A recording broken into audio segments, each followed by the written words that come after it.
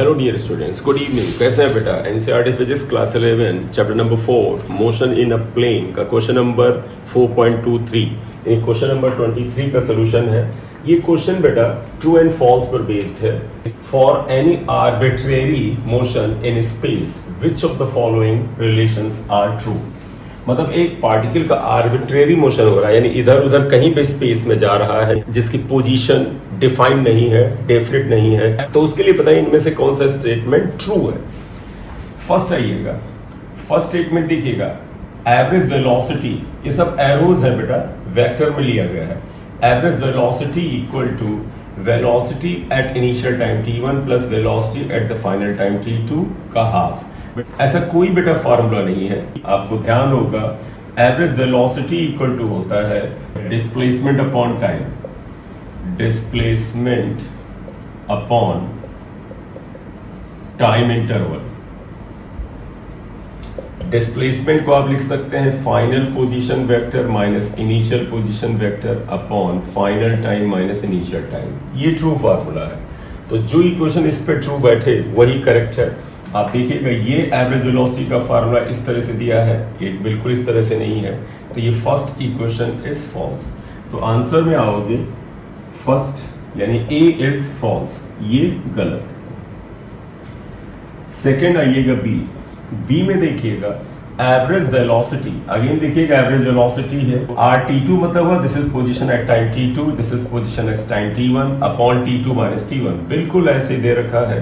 therefore this is the correct equation because average velocity is change in position upon time interval and change in position is displacement upon time interval। तो second equation B is true, ये equation true है, correct।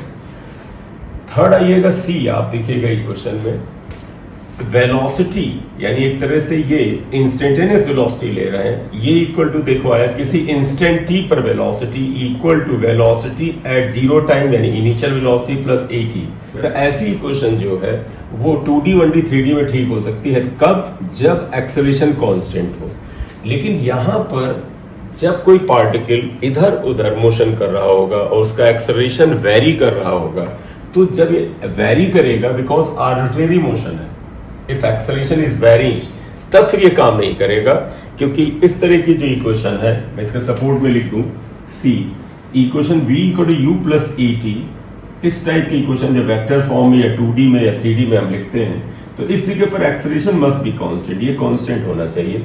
लेकिन arbitrary motion में acceleration हो सकता है very कर रहा हो, कांस्टेंट ना हो, इसलिए ये इक्वेशन आर्बिट्रेरी मोशन के लिए स्पेस में जो ऐसे ही रैंडम मोशन है उसके लिए ट्रू नहीं है। तो this equation is false for arbitrary motion, arbitrary motion के लिए गलत।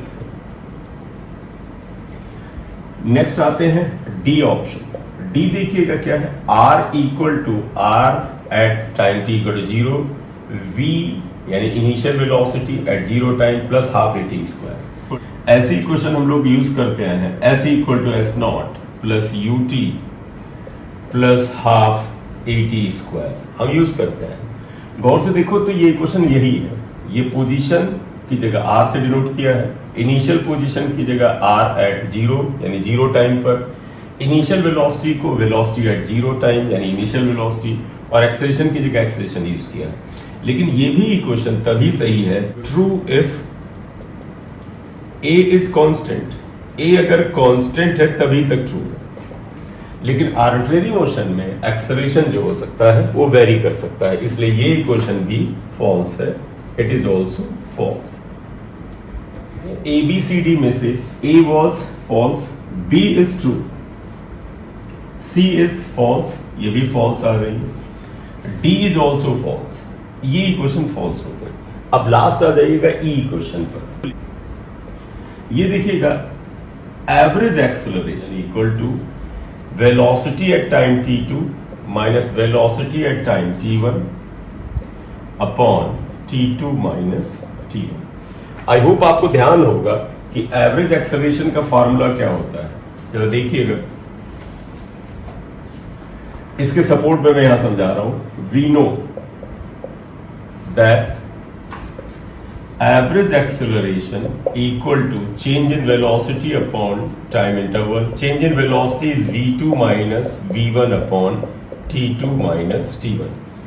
गौर से देखें, v2 की जगह पर v at time t2 है, यानी t2 टाइम पर velocity, vt1 is the velocity at time t1, यानी ये इक्वेशन एग्जैक्टली यही इक्वेशन है जिसको जरा सा अलग तरीके से लिख दिया है, यानी average acceleration is change in velocity upon time interval या final velocity minus initial velocity upon time interval, यानी equation number E is also true. तो दिस इक्वेशन इज ट्रू. तो क्वेश्चन नंबर 23 में अगर आप देखें, ऑप्शन ए इज फॉल्स यानी incorrect, B is correct, ये करेक्ट है, C is incorrect, D is incorrect and E is also correct. तो दो ऑप्शन करेक्ट हैं, B and E. Correct answers are B and E. B और E correct answer है, right? बेटा ये एक ट्रू एंड फॉल्स टाइप का question था. कई बार हमारे मन में आता है कि इसमें कैलकुलेट नहीं करना पड़ा, ट्रू एंड फॉल्स है, ये आसान, हम ये कर लेंगे. लेकिन आप बेटा यकीन मानिए कि जब आप जेईई मेंस का या नीट का जब पेपर देने जाते हैं, उस समय ये statement based type of question हो गए. इसमें बिल्कुल करेक्ट आंसर निकाल पाना उस स्पॉट पर तभी संभव है जब आपको कंसेप्चुअल क्लैरिटी हो. इसलिए ट्रू एंड फॉल्स क्वेश्चंस को बड़ा सिंपल मत लीजिए, क्योंकि कई बच्चे बस ट्रू एंड फॉल्स ऑप्शंस में से देख करके या करेक्ट आंसर में से देख करके टिक करके आगे निकलते हैं. नहीं, ट्रू एंड फॉल्स क्वेश्चन असल में हमने जो अभी तक थ्योरी पढ़ी है, जो हमने कंसेप्ट पढ़े हैं, उनका एक बेहतर रिवीजन कराते हैं. तो ट्रू एंड फॉल्स क्वेश्चन को बिल्कुल भी सरफेस में मत करिएगा, इसको डीप में एंड डेप्थ नॉलेज पे अपने कंसेप्ट को रिवाइज करने के लिए एंड स्ट्रेंथन अप करने के लिए करिएगा. Thank you very much for watching the video. अगर आप इस चैनल पर नए हैं तो इसे सब्सक्राइब कर लीजिए, लाइक कर दीजिए और अपने फ्रेंड सर्किल में शेयर करिए. Thank you very much.